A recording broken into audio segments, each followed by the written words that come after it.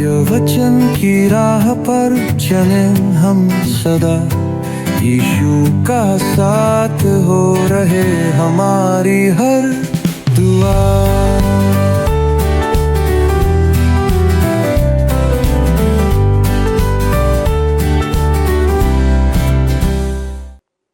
प्रिय दर्शकों, नमस्कार। आपके मनपसंद बाइबल अध्ययन सत्य वचन के एक और प्रसारण में आपका स्वागत है। दोस्तों, हम मीका नबी की पुस्तक का अध्ययन करते हुए उसके अंतिम अध्याय तक पहुंच चुके हैं और आज हम 7वें अध्याय के 7वें पद से देखेंगे कि उद्धार या पापों की क्षमा के लिए एक मनुष्य को किसके पास जाना चाहिए। मित्रों, सभी को उद्धार की आवश्यकता है, पर प्रश्न यह है कि हम कैसे और किसके पास उद्धार प्राप्त कर सकते हैं, जिसका उत्तर इस भाग में दिया गया है। तो चलिए मित्रों, अपने अध्ययन में आगे बढ़ते हैं और इस अति महत्वपूर्ण बात को समझते हैं। प्रिय मित्रों, जय मसीह की आप सभी पर हमारे परमेश्वर पिता का अनुग्रह और करुणा बहुतायत से बनी रहे। दोस्तों, आइए हम मीका नबी की पुस्तक के अध्ययन में आगे बढ़ते हैं और आज देखेंगे कि उद्धार परमेश्वर ही से है। पिछले अध्ययन में हमने देखा था कि इस्राएल का नैतिक पतन हो रहा था। वे मन लगाकर दोनों हाथों से बुराई कर रहे थे। हाकिम और न्यायी घूंस ले रहे थे और रईस अपने मन की दुष्टता में बने हुए थे। और परमेश्वर कहता है कि तेरे दंड का दिन आ गया है। दोस्तों, अब हम आगे बढ़ते हुए मीका 7 अध्याय के 7वें पद पर आते हैं, जहां पर लिखा है, परंतु मैं यहोवा की ओर ताकता रहूंगा, मैं अपने उद्धारकर्ता परमेश्वर की बाट जोहता रहूंगा, मेरा परमेश्वर मेरी सुनेगा। दोस्तों, यहाँ पर मीका के आत्मविश्वास, आश्वासन और विश्वास को हम देखते हैं। वह जानता था कि परमेश्वर उसकी विनती सुनेगा और परमेश्वर इस काम को पूरा करेगा। प्रभु यीशु मसीह ने कहा था कि देश देश के लोगों में संकट होगा, क्योंकि वे समुद्र के गर्जने और लहरों के कोलाहल से घबरा जाएंगे। भय के कारण और संसार पर आने वाली घटनाओं की बाट देखते देखते लोगों के जी में जी ना रहेगा, क्योंकि आकाश की शक्तियां हिलाई जाएंगी। लेकिन इससे कोई फर्क नहीं पड़ता कि संसार में आज कितना अंधकार छाया हुआ है और लहरें कितनी ऊंची उठ रही हैं। दोस्तों, इन बातों से परमेश्वर की संतान को कभी भी परेशान नहीं होना चाहिए और ना ही इनसे हमारा ध्यान भटकना चाहिए, क्योंकि हमारे प्रभु यीशु मसीह ने यह भी कहा है लूका रचित सुसमाचार 21 अध्याय के 26 और 28 पद में, भय के कारण और संसार पर आने वाली घटनाओं की बाट देखते देखते लोगों के जी में जी ना रहेगा, क्योंकि आकाश की शक्तियां हिलाई जाएंगी। जब ये बात होने लगे तो सीधे होकर अपने सिर ऊपर उठाना, क्योंकि तुम्हारा छुटकारा निकट होगा। दोस्तों, इसी प्रकार मीका भी कहता है, परंतु मैं यहोवा की ओर ताकता रहूंगा, मैं अपने उद्धारकर्ता परमेश्वर की बाट जोहता रहूंगा, मेरा परमेश्वर मेरी सुनेगा। दोस्तों, अभी वह समय है कि परमेश्वर की संतानों को परमेश्वर के अति निकट रहने और परमेश्वर के वचन के निकट बने रहने की आवश्यकता है। आइए मित्रों, आगे बढ़ते हुए हम पढ़ते हैं मीका 7 अध्याय का 8वां पद, जैसा लिखा है, हे मेरी बैरिन, मुझ पर आनंद मत कर, क्योंकि ज्यों ही मैं गिरूंगा त्यों ही उठूंगा, और ज्यों ही मैं अंधकार में पड़ूंगा त्यों ही परमेश्वर मेरे लिए ज्योति का काम करेगा। यह एक महान सिद्धांत है जिसे हम समूचे धर्मशास्त्र बाइबल में पाते हैं। यद्यपि परमेश्वर का जन गिर भी जाए तो परमेश्वर उसे उठाकर फिर खड़ा करेगा।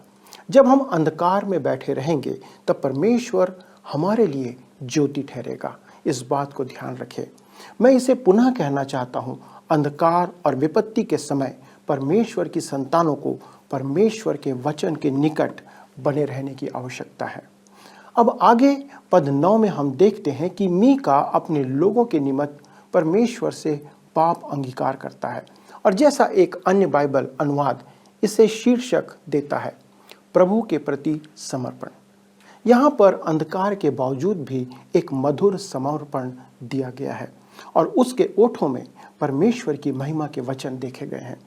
अभी हाल ही में उसने अपने विरोधियों से कहा है, हे मेरी बैरिन, मुझ पर आनंद मत कर, और ज्यों ही मैं अंधकार में पड़ूंगा त्यों ही परमेश्वर मेरे लिए ज्योति का काम देगा। मीका का पूरा विश्वास था कि परमेश्वर उसे और उसके लोगों को छुड़ाएगा। दोस्तों, अब हम 9 पद पर आते हैं, जहां पर लिखा है, मैंने यहोवा के विरुद्ध पाप किया है, इस कारण मैं उस समय तक उसके क्रोध को सहता रहूँगा जब तक कि वह मेरा मुकदमा लड़कर मेरा न्याय ना चुकाएगा। उस समय वह मुझे उजियाले में निकाल ले आएगा और मैं उसका धर्म देखूंगा। दोस्तों, मीका सार्वजनिक रूप से अपने लोगों के लिए पापों का अंगीकार कर रहा है। आप देख सकते हैं कि मीका को कितना आत्मविश्वास है। वह स्वयं को परमेश्वर की इच्छा के अधीन कर देता है। संसार के इतिहास में ऐसे अंधकारमय समय में परमेश्वर की प्रत्येक संतान की यही स्थिति होना चाहिए। तो ऐसी परिस्थिति में दोस्तों हमें क्या करना चाहिए? एक बात तो निश्चित है, परमेश्वर ने ही इन बातों के होने की अनुमति दी है और वह अब भी नियंत्रण में है। इसलिए हमें स्वयं को परमेश्वर के हाथों में समर्पित कर देने की आवश्यकता है। पापों का अंगीकार करके हमें परमेश्वर के साथ अपने संबंधों को सुधारना और सुनिश्चित करना चाहिए कि हम परमेश्वर के सामने निर्दोष पाए जाएं। यह सबसे महत्वपूर्ण है मित्रों। और यहाँ पर ध्यान दीजिए कि मीका कहता है, मैं उस समय तक उसके क्रोध को सहता रहूँगा। वह ऐसा क्यों कहता है? क्योंकि मैंने यहोवा के विरुद्ध पाप किया है, जैसा लिखा है। मेरे मित्रों, हमने सामूहिक रूप से एक राष्ट्र के रूप में पाप किया है। आपने पाप किया है, मैंने पाप किया है। हम इस समृद्ध संसार के साथ चलते हुए उसकी सुख सुविधाओं का या उसको स्वीकार कर चुके हैं। हम अपने सार्वजनिक जीवन में ईमानदारी की कमी को देखकर मुस्कुराते हैं और हमारे आसपास की घोर अंधकार और अनैतिकता को देख करके हम अपनी आंखें बंद कर लेते हैं। मित्रों, अब समय आ गया है कि हम अपने पापों को स्वीकार करें। जैसा मीका कहता है, जब तक कि वह मेरा मुकदमा लड़कर मेरा न्याय न चुकाएगा। परमेश्वर अशूर के द्वारा से अपना राजदंड उपयोग करते हुए अपनी संतानों को उनके पापों के लिए दंड देगा, पर आगे चलकर वह उनका मुकदमा लड़ेगा और उन्हें पुनर्स्थापित करते हुए उजियाले में निकाल कर ले आएगा। जैसा लिखा है, तब वे उसकी धार्मिकता को देखेंगे। वे जान जाएंगे कि दंड देने में भी परमेश्वर न्याय संगत था। दोस्तों, आइए हम आगे बढ़ते हैं और अगला पद पढ़ते हैं, जैसा 10 पद में लिखा हुआ है। तब मेरी बैरिन जो मुझसे यह कहती है कि तेरा परमेश्वर यहोवा कहाँ रहा, वह भी उसे देखेगी और लज्जा से मुंह ढांपेगी। मैं अपनी आंखों से उसे देखूंगा, तब वह सड़कों की कीच के समान लताड़ी जाएगी। दोस्तों, अंततः परमेश्वर ही विजयी होगा। पर दुख की बात यह है कि उनके पापों के कारण उन्हें दंड भोगना पड़ेगा। उनके बैरी उनसे प्रश्न पूछते हैं कि तुम घमंड से कहते थे कि तुम जीवित परमेश्वर की सेवा करते हो, पर आज वो परमेश्वर कहाँ है? वह तुम्हारी सहायता क्यों नहीं कर रहा है? वह तुम्हें छुड़ा क्यों नहीं रहा है? तुमने तो कहा था कि वह ऐसा करेगा। वास्तव में उनके बैरी परमेश्वर की धार्मिकता को देख नहीं पा रहे थे। वे यह नहीं देख पा रहे थे कि परमेश्वर दंड देकर अपने लोगों के साथ धार्मिकता से न्याय कर रहा था। ये परमेश्वर का तरीका है मित्रों। परमेश्वर अपने लोगों को पुनर्स्थापित करने के बाद उन राष्ट्रों को भी दंड देगा जिन्होंने उसके साथ दुर्व्यवहार किया था और उन्हें नाश करने का प्रयास किया था। दोस्तों, तब वे कहने पाएंगे कि वह सड़कों की कीच के समान लताड़ी जाएगी। क्योंकि इस्राएल के लोगों का अशूर की बंधुआई में जाना अभी भविष्य की घटना थी, इसलिए जो शब्द बैरी की व्याख्या यहाँ पर अशूर राष्ट्र के लिए या उसके रूप में की गई है। यद्यपि अगले 2 पद संकेत देते हैं कि आगे उनका एक और तथा एक अंतिम बैरी है जो कि भविष्य में आने वाला था। मीका इस्राएल के बैरियों के विनाश की भविष्यवाणी करने के बाद अब इस्राएल के पुनर्स्थापन की ओर रुख करता है। धर्मशास्त्र में अनेक पदों में इस्राएल राष्ट्र की तुलना दाख की बारी से की गई है, आप भी जानते हैं। विशेषकर आप यशाया 5 अध्याय में उसके पहले 7 पदों में यशाया के दाख की बारी के गीत में यदि ध्यान देंगे तो आप इस बात को पाएंगे। मीका जिस बाड़े की बात यहाँ पर करता है वे दाख की बारी के चारों ओर हैं। आइए अब हम आगे बढ़ते हैं और पद 11 को देखते हैं जो कि 7वें अध्याय का है। तेरे बाड़ों के बांधने के दिन उसकी सीमा बढ़ाई जाएगी। इतिहास के आरंभिक दिनों में परमेश्वर ने इस्राएल के लोगों को एक राष्ट्र के रूप में परिवर्तित होने के लिए मिस्र भेजा था। तब परमेश्वर ने उन्हें फलिस्तीन में स्थापित कर उनके चारों ओर बाड़ा बांधा, उन्हें व्यवस्था दिया उन्हें विशिष्ट जाति बनाया और उन्हें अन्य जातियों से विवाह संबंध स्थापित करने से रोका। फिर उसने पापों के कारण से उन्हें अशूर और बेबीलोन की बंधुआई में भेज दिया। जब वे समृद्धि में थे या समृद्ध हो गए, तब भी वे संसार में बिखरे हुए थे। दोनों समय संसार को देने के लिए उनके पास एक सेवकाई थी, एक संदेश था। पर अब हम पद 12 में आते हैं और वहां पर देखते हैं कि क्या लिखा है।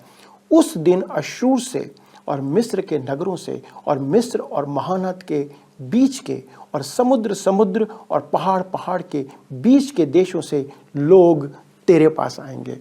दोस्तों, जैसा कि हमने चौथे अध्याय में देखा था कि अंत के समय सहस्त्राब्दी राज्य में भी सभी राष्ट्र सियोन पर आएंगे, यहाँ तक कि उनके पुराने बैरी अशूरी भी, जैसा मीका 4 अध्याय के 2 पद में लिखा है। और बहुत सी जातियों के लोग जाएंगे और आपस में कहेंगे, आओ हम यहोवा के पर्वत पर चढ़कर याकूब के परमेश्वर के भवन में जाएं, तब वह हमको अपने मार्ग सिखाएगा और हम उसके पथों पर चलेंगे।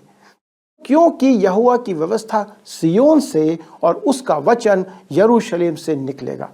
यद्यपि मीका उन्हें स्मरण कराता है कि आशीष के इस समय के पूर्व उन्हें दंड भी दिया जाएगा। आइए दोस्तों, अब हम आगे बढ़ते हैं और 7वें अध्याय के 13 पद को पढ़ते हैं, जहां लिखा है, तो भी यह देश अपने रहने वालों के कामों के कारण उजाड़ ही रहेगा। दोस्तों, आप देख सकते हैं कि भूमि और उसमें रहने वाले लोग एक दूसरे के साथ जुड़े हुए हैं।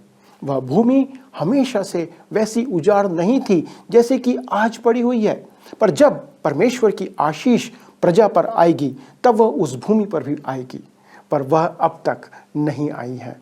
दोस्तों, अब हम इस अध्याय के एक नए भाग में आते हैं, जहां हम मीका की अंतिम प्रार्थना को देखते हैं। मीका की अंतिम प्रार्थना। अब बहुत ही अद्भुत तरीके से मीका अपने लोगों को चरवाहे की सुरक्षा में समर्पित करता है। मीका 7 अध्याय 14 पद ऐसा लिखा है, तू लाठी लिए हुए अपनी प्रजा की चरवाही कर, अर्थात अपने निज भाग की भेड़ बकरियों की, जो कारमेल के वन में अलग बैठती हैं, वे पूर्व काल के समान बाशान और गिलाद में चरा करें। दोस्तों, कहता है तू लाठी लिए हुए अपनी प्रजा की चरवाही कर। मीका 6 अध्याय के 9 पद में यह लाठी दंड की थी, पर यहाँ पर यह लाठी सांत्वना की है। जैसा भजन संहिता 23 अध्याय 4 पद कहता है, तेरे सोंटे और तेरी लाठी से मुझे शांति मिलती है। मेरे विचार में यह चरवाहे की उस लाठी के संदर्भ में है जिसे 2 प्रकार से उपयोग किया जाता है। पहला, भेड़ों की सुरक्षा सहायता के लिए, और दूसरा, भेड़ों को अनुशासित करने के लिए, उनको सही रास्ते में लाने के लिए। कहता है तू लाठी लिए हुए अपनी प्रजा की चरवाही कर। दोस्तों, परमेश्वर हमें अनुशासित करना चाहता है और करता है, और हमें निर्देश भी देता है। आइए हम देखते हैं कि वो आगे क्या कहता है। अपने निज भाग की भेड़ बकरियों की, जो कारमेल के वन में अलग बैठती हैं, वे पूर्व काल के समान बाशान और गिलाद में चरा करें। दोस्तों, ये जो क्षेत्र है उत्तरी क्षेत्र में तथा यर्दन नदी के उस पार बहुत अच्छी चारागाह की भूमि है। मीका बहुत ही उत्तम समर्पण और पाप स्वीकरण के साथ परमेश्वर के निकट आता है, जिसमें वह अपने पाप और लोगों के पापों का अंगीकार करता है। आप देख सकते हैं कि पाप स्वीकरण में भविष्यवक्ता हमेशा स्वयं को लोगों के साथ ही सम्मिलित करते पाए गए हैं, पर हम इसके विपरीत करते हैं। हम दूसरों के पापों को तो देखते हैं, पर अपने पापों को नज़रअंदाज कर जाते हैं। अब हम देखते हैं कि परमेश्वर का उत्तर यहाँ पर क्या आता है। परमेश्वर मीका भविष्यवक्ता की प्रार्थना का उत्तर देता है। इस बात पर सदा ही एक प्रश्न बना रहता है कि यह अंश किस बात के संदर्भ में है जो यहाँ दिया गया है, लेकिन अधिकांश बाइबल टीकाकारों की आम सहमति है कि यह भविष्य के संदर्भ में है, जब प्रभु यीशु मसीह अपना राज्य स्थापित करने इस पृथ्वी पर दूसरी बार आएंगे। दोस्तों, आइए हम पढ़ते हैं मीका 7 अध्याय 15वां पद। जैसे कि मिस्र देश से तेरे निकल आने के दिनों में, वैसे ही अब मैं उसको अद्भुत काम दिखाऊंगा। परमेश्वर ने इस्राएल को एक चमत्कार के द्वारा मिस्र से बाहर निकाल कर लाया था, पर उसने बेबीलोन से उन्हें चमत्कार के द्वारा बाहर नहीं निकाला। उस संदर्भ में किसी चमत्कार का उल्लेख नहीं किया गया है। यद्यपि अपने देश में वापस लौटना उनकी एक अद्भुत घटना थी। मिस्र से छुटकारा एक चमत्कार था और परमेश्वर यहाँ कहता है कि यह उस दिन का नमूना होगा जब वह फिर से उन्हें अपने देश में लेकर आएगा। वर्तमान में उनकी अर्थात इस्राएल की वापसी में हम ऐसा कुछ नहीं देख पाते हैं। इसलिए हमें यह स्मरण रखना होगा कि परमेश्वर ने अभी तक इस भविष्यवाणी को पूरा नहीं किया है। अगले पद 16 में देखिए वो क्या कहता है।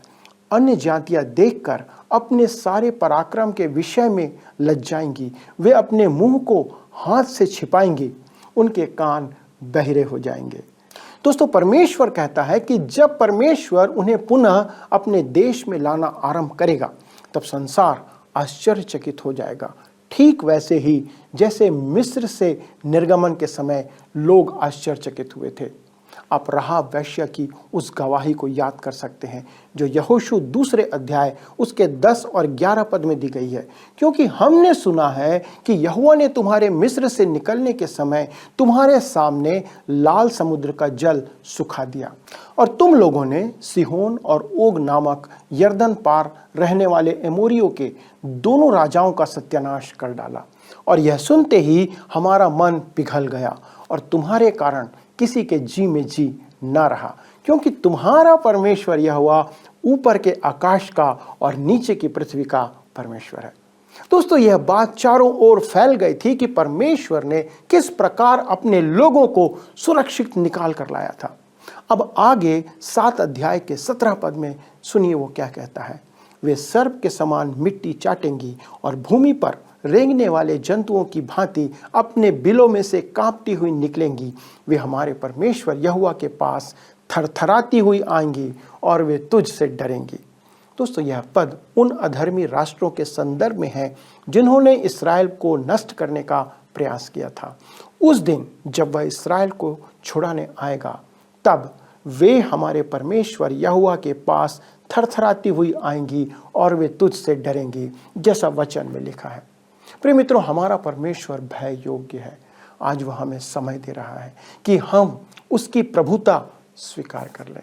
पर एक दिन जब वह न्याय करने को फिर से आएगा तब कोई भी उसके प्रकोप से बच नहीं पाएगा। परमेश्वर का वचन सच्चा है और हम उसे वैसा ही ग्रहण करें जैसा वचन में दिया गया है। क्या आप ऐसे वचन को ग्रहण करने के लिए तैयार हैं? यदि हाँ, तो आइए हम धन्यवाद और प्रार्थना करें। स्वर्गीय पिता, हम धन्यवाद देते हैं इन सुंदर वचनों के लिए जो हमारे मन में एक तसल्ली देता है कि तेरा सोटा और तेरी लाठी हमें शांति भी देती है, हमें अनुशासित भी करती है। प्रभु, हम धन्यवाद देते हैं कि आप उनकी ताड़ना तो करते हैं परंतु आप उन्हें छुड़ाने के लिए हमेशा उनके साथ रहते हैं।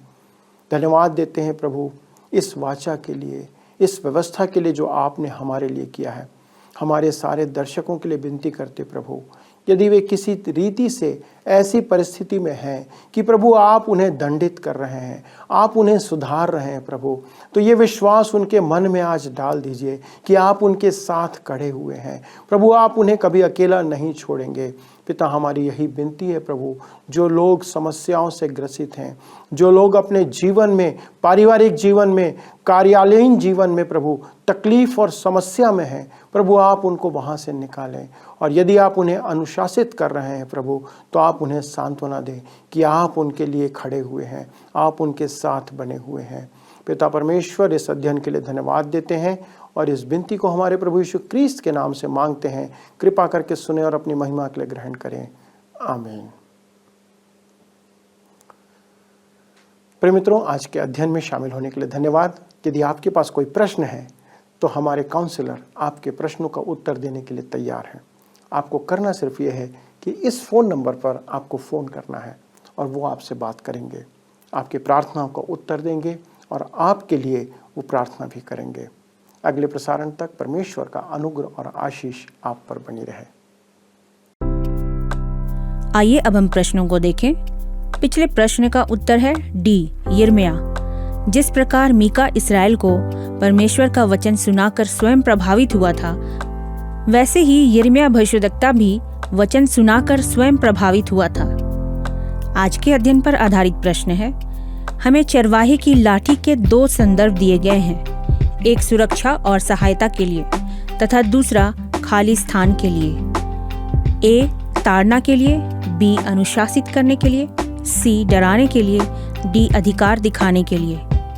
मित्रों, इस प्रश्न का उत्तर हमें कल सुबह 6 बजे से पहले विकल्प ए, बी, सी या डी के साथ अपना नाम, पता, स्थान के साथ 9651433397 पर SMS या WhatsApp करें। तो आपने देखा दोस्तों कि परमेश्वर ही है जो मनुष्य को उद्धार दे सकता है। उद्धार का कार्य केवल परमेश्वर किसी भी मनुष्य के जीवन में कर सकता है। हमने मीका की प्रार्थना में देखा कि वो केवल परमेश्वर के पास अपनी प्रार्थना लेकर जाता है और परमेश्वर का उत्तर भी हमने देखा। अगले प्रसारण में हम इस अध्ययन को आगे बढ़ाएंगे और जानेंगे कि परमेश्वर इस्राएल से और क्या कहता है। इसलिए अगले प्रसारण से मत चूकिएगा। अब हम आपसे आज के लिए विदा लेते हैं। यदि आप इस कार्यक्रम को पुनः देखना चाहें तो हमारे YouTube चैनल वर्ड रिसाउंड्स टुडे पर भी देख सकते हैं। परमेश्वर का अनुग्रह आप पर बना रहे। और जी हाँ, यदि इस विषय पर आपके मन में कोई प्रश्न है तो हमसे संपर्क करने में देर मत लगाइए। अपना फोन उठाइए और जो स्क्रीन पर नंबर आ रहा है उसके द्वारा हमसे संपर्क कीजिए। प्रभु आपके साथ रहे। धन्यवाद। क्या आपको यह कार्यक्रम पसंद आया? अभी हमें एक मिस कॉल करें और आप अगले विजेता हो सकते हैं।